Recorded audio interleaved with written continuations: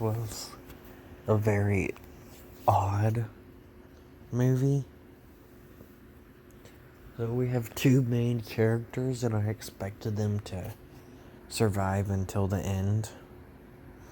But one of them just randomly gets killed off halfway through the movie.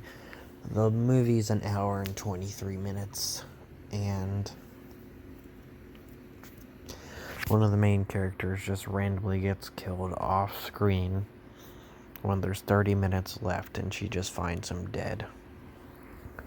And let's not forget, at this point of the movie, we're just supposed to assume she's hallucinating and going crazy from guilt.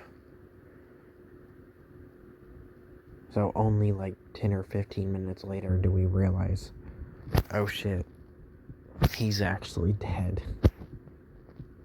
Because he was perfectly fine 2 minutes ago when he was on the phone. He felt like he was going to be a really important character. But they killed him off screen and made her seem like a crazy person. So I do have a few things that I want to say I didn't think made sense with him. He's a bit of a douchebag, but he's also a kind of a decent person. That's besides the point. Anyway, he gets mad at her because he's like, hey, what's wrong? I've known you for a long time. I can tell when something's wrong. And she's like, nothing. And then he keeps pushing. She goes, I killed a man last night. And then he thinks she's joking at first, and he tells her it's not a funny joke to make. And the joke, in general, is about murder, right? Well, later, he makes a joke about murder. She hears a noise. He goes to check it out. He doesn't come back. She goes downstairs. He scares her.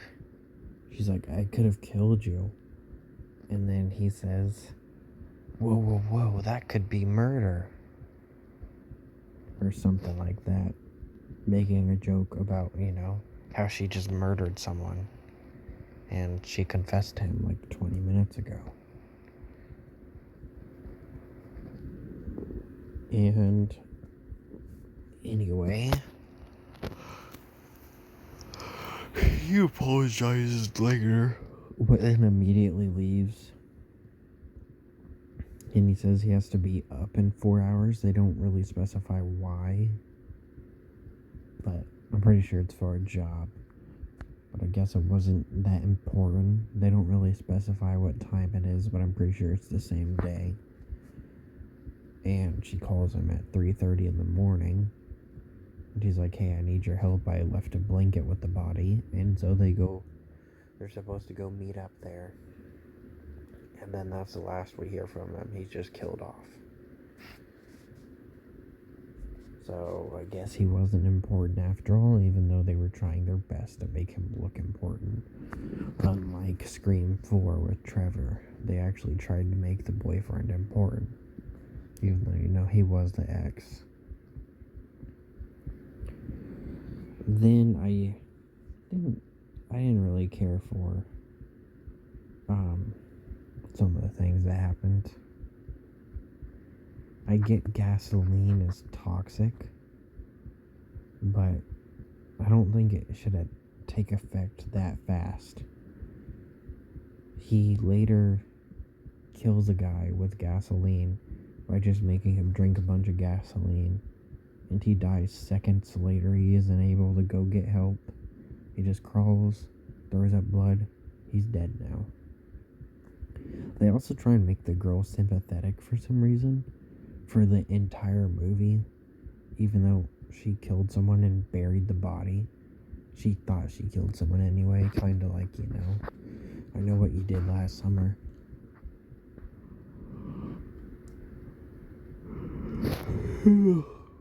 Like, I know what you did last summer, though.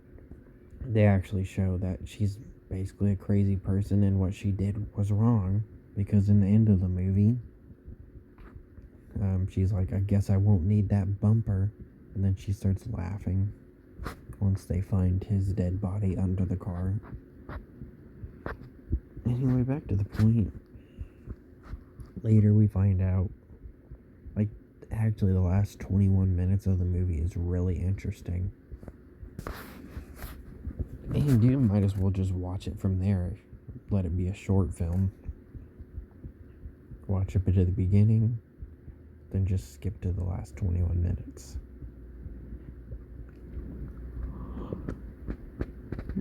Anyway, the husband has some sort of disease and he's not right in the head. Oh, the way they go about it is weird. Like, he's not right in the head. Even though I think it was perfectly reasonable how he reacted. Now, later in the movie, it was definitely perfectly reasonable how he reacted. Because he gets impaled on a car, and he says himself, she stank of alcohol. And then she hits him in the head with a golf club after he attacks her. Because she stank with alcohol. And he's impaled on her car. Why would he just assume it was an accident?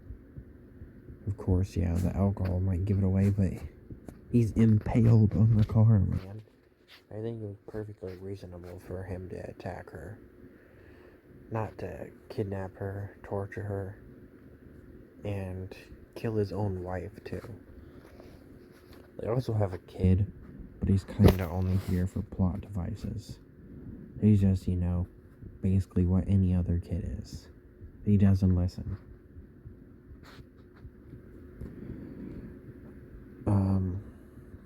The killer doesn't really say anything until later in the movie, but the first words we hear from him is no. He won't talk to his wife about the problems or why he's bloody or all the injuries or whatever. Actually, he doesn't even say anything about the injuries. The wife could give less of a fuck. She's only like, oh, I thought you were dead. You scared me. Then she talks about how he has blood on him. But she doesn't even mention about how his eye is closed, how he has a giant scar, how he's covered in dirt. But she supposedly cares about him. And the kid is literally just used for a plot device. He doesn't want to go to bed.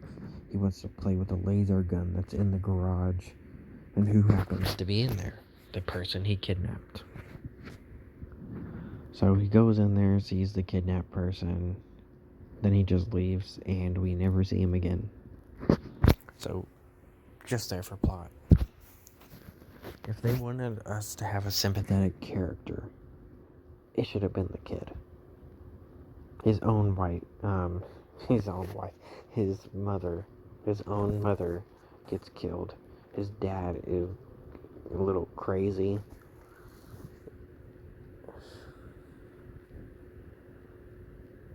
Why wouldn't they try and make us sympathize with him and not the girl that, killed someone and buried them? And then later laughs about it. And no joke, they just repeat a scene from the beginning of the movie. In the beginning of the movie, not too long after she kills the guy and cleans up, she goes to a guy and she's like, hey, could you fix the bumper? And he's like, nope, not unless you want it to stay overnight. And then she sees a cop and she's like, no way I can leave it overnight.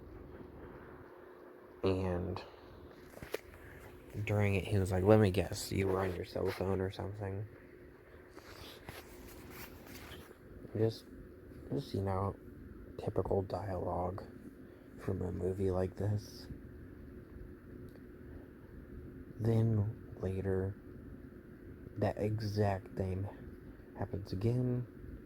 She's like, hey, could you fix my bumper? He's like, well, you actually don't have a bumper. Let me guess. Cell phone? And she's like, yeah, you can fix it. And she even repeats something she said last time. Oh, it was an odd movie. Not too much happened. No, I guess it was kind of worth it since I sat through it and I actually kind of liked it. I never got bored, but there just wasn't really much happening in it. And I still think it was stupid that they killed the boyfriend for no reason, even though he seemed like he was going to be a main character. And I guess that's about it. Oh, except actually, I don't know why they didn't do anything with the parrots. She goes and gets her grandma's parrots from the airport, and she just kind of leaves them at her house because we see them like 3 times.